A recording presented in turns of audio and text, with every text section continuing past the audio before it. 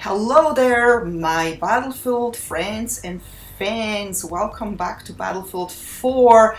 As promised, I am showing you here some Obliteration gameplay. I actually was planning on showing you an Obliteration gameplay on Naval Strike, but recently I just couldn't really get into any full servers and the gameplay was rather boring with 4 people on each side, and I got a little bit frustrated. And even though I love Naval Strike and I prefer to right now play on Naval Strike as it's still somewhat new to me, I was forced to go elsewhere. So I went into the server browser to see where the full Obliteration matches are, and they are in the regular Battlefield maps. And here we go.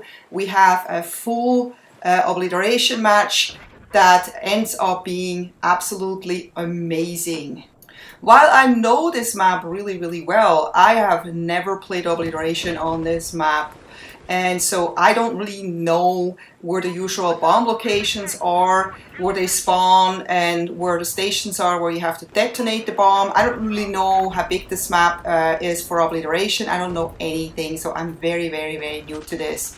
And I'm running the pdw-r here with a suppressor. I just recently put the suppressor on. So yes, it takes away some of the power of the pdw-r, or the far distance power, as you can see. But the pdw-r is still my absolute favorite weapon as an engineer. I don't know why, I just love it. When I look at my stats, this is actually my most accurate weapon. I run closely to 16% accuracy on this weapon, and I don't have this accuracy with any other weapon. So that must show me that this is a weapon I have to stick with, and I will stick with this weapon until I find something better. And there's also a couple of weapons I haven't unlocked yet, like the AWS and some other ones that could be better than this one. But for now, that's what I stick with, and I'm very happy with this weapon. It's just a very cool all-around pdw-r. So I'm trying to go now to see where the action is happening, so I have to run here quite a bit, and I'm gonna shortcut this a little bit for you so it doesn't get so boring. What I really like about Obliteration is just the absolute craziness. It's so intense and it's a lot of fun, and even on really big maps the intensity is high, and the reason for that is that the action happens all around whoever carries the bomb. So you don't have to like run long distances to go and find the action unless you spawn in the wrong spot. If you like parachute in, which is one way to do it, you can parachute in on the action, or you can just spawn on one of your bodies. And spawning on your bodies is not always a great idea, as you know probably, because a lot of times you spawn in on your body and it's just when your body is actually getting shot by like 3 people and you're getting shot too. So it's sometimes safer to just kind of parachute in and see where the best angle of attack actually is. And I see now some stuff happening behind me and in front of me.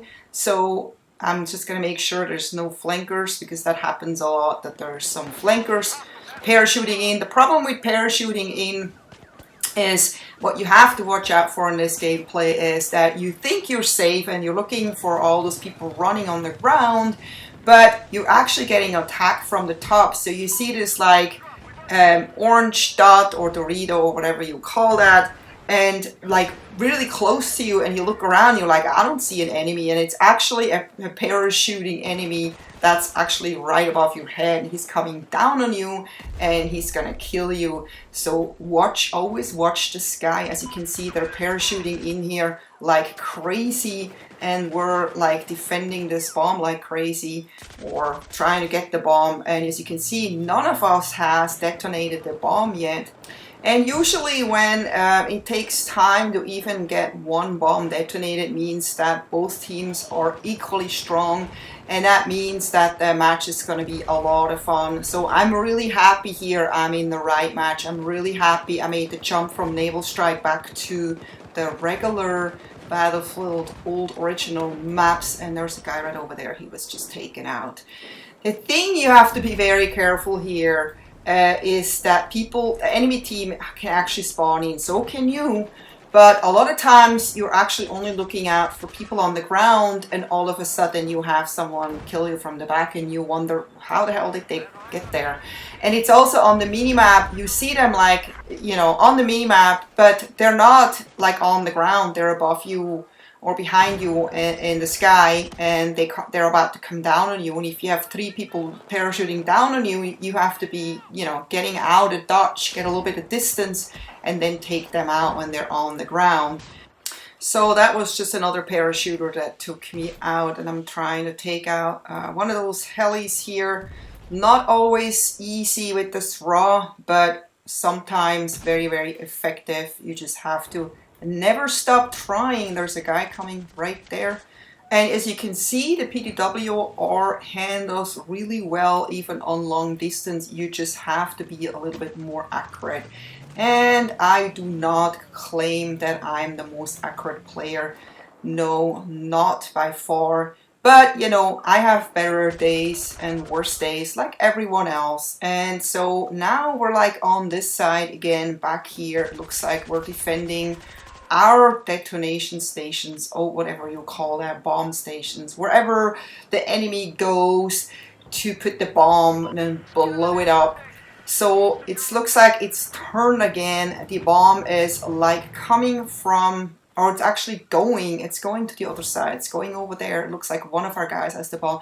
It's a lot of times so when you die until you like respawn, all of a sudden the situation changed and you're like, where the hell are we, you know? And then you figure out where you are, and you're like, oh, this is where I have to go, this is where the action is. But this can turn so fast. And in this match, this scenario changed faster than I was expecting it. So many times you were like, oh my god, the enemy has the bomb, oh no, we're gonna lose this part now. And then next second we had the bomb again and we're going to their side, and it was just going back and forth and back and forth, and we still don't have any bombs detonated. As you can see, none of us, neither sides. I got just a nice little double kill here. I don't even know actually what I hit, but I just love this raw. This raw is just so accurate if you can hold your hand still. And sometimes I get so excited that I cannot hold my hand still, or you know, last minute the enemy moves and you're like completely still. Like this one was a hard one because it's hard to get people in the water with this raw for some reason. I don't know why. I've had some luck a few times, but most of the times I find it very, very hard to take out someone swimming in the water because all there is like his head sticking out. So I think it's just, I would have to, you know, I would love to have a little bit of a better zoom on this raw, and I could do even better. But, you know, I'm not complaining. I love this game. I think the game is very well balanced right now as it is. And they just actually recently fixed the rubber banding issue. I haven't noticed any rubber banding. Well, the rubber banding I only actually noticed in Naval Strike, but I have played at least, I would say 15 matches since they said they fixed it, and I haven't had the issue since. I did not have the rubber banding issue a lot, but when it happened, it was definitely very, very annoying because you could just forget about the match. You had to like get out because you made like basically 1 step forward and then 2 steps back. And every time you did that, you were completely helpless. You couldn't do anything. You got shot by people who probably didn't have the rubber banding right at that moment. And you just, you know, it was very, very, very frustrating. So that was definitely something that had to be on the top of the list to fix, because if something happens in a game that makes it unplayable, then it's just normal that we gamers complain. But I think we complain a little bit too much about unbalanced weapons and all that, because after all it's just a game, and I think you can have a lot of fun in this game, and it doesn't have to be 100% perfect, and it will never be 100% perfect anyway for everyone.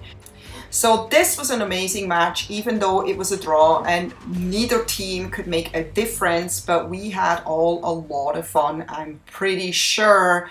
And if you haven't tried Obliteration, I highly recommend you do so because you're going to have a lot of fun. I hope to see you next time. Take care. Bye-bye.